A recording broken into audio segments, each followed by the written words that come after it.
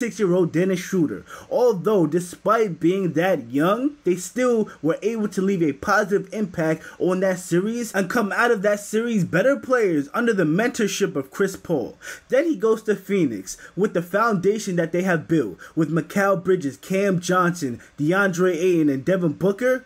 He takes that foundation and then catapults them into championship contention. I mean, even Cam Payne, the highlight of his career was dancing with Russell Westbrook on the sidelines. Then playing behind Chris Paul under his mentorship, he's putting up career highs and flexing on LeBron. Despite the age, despite the injuries, despite the lack of scoring that comes with Chris Paul, I think we have severely underrated the confidence and knowledge that comes with the Chris Paul that he can install in these young guys to really elevate their game. I mean, let's just look at the careers he has touched for a second. Shai Gilgeous-Alexander is arguably a top 10 player in the entire NBA. Devin Booker is the best shooting guard in the NBA right now. Mikal Bridges is one of the best 3-and-D players. Cam Johnson is a knockdown shooter. DeAndre Ayton is where things get a little shaky, but he's on the record to say that Chris Paul was the best thing to happen to his career. But if you are a non-believer much like me, trust me, by the end of this video, your point of view on having Chris Paul in your team is going to completely change. So my original concern with having Chris Paul on the Golden State Warriors is not only would he not be available, but the loss of Jordan Poole. For a team that has really struggled when Steph Curry wasn't on the floor, the scoring firepower and the pace that Jordan Poole played at would really be missed. But what I didn't account for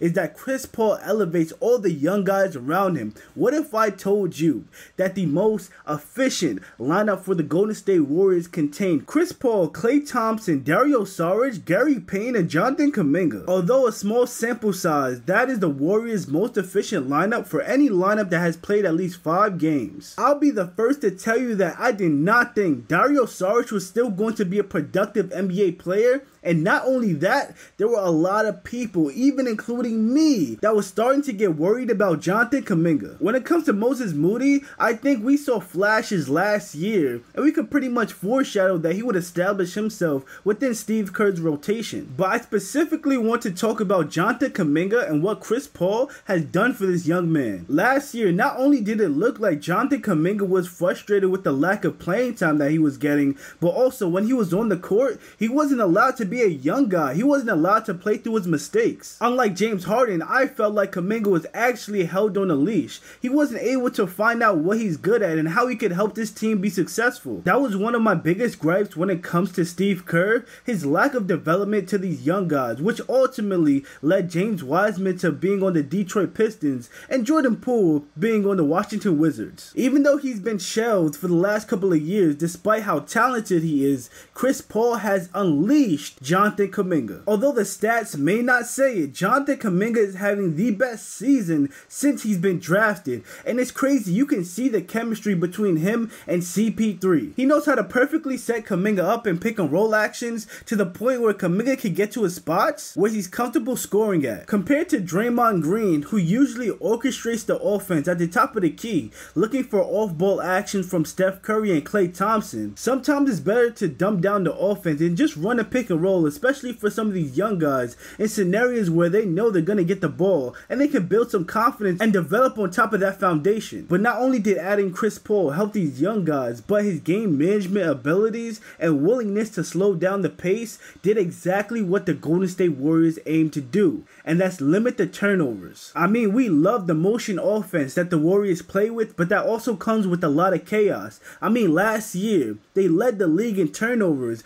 but this has been a trend for them for the last few years. But currently, the Warriors are ranked 12th in turnovers in the entire league at 14.5 per game. That is huge considering this team's play style. But I say all that to say that Chris Paul has helped this squad in more ways than one. And I will go out on a limb and even say that he may have unlocked another championship for this Golden State Warriors dynasty. Hey, if Andrew Wiggins continues to put up stinkers, these young guys are going to be needed in the postseason. But with that being said, guys, let me know what you think of Chris Paul and his addition to the Golden State Warriors. Make sure to leave a like. Subscribe. We are on the way to 1,000 subscribers. Turn on post notifications to not miss a single video, and I'll see y'all next video.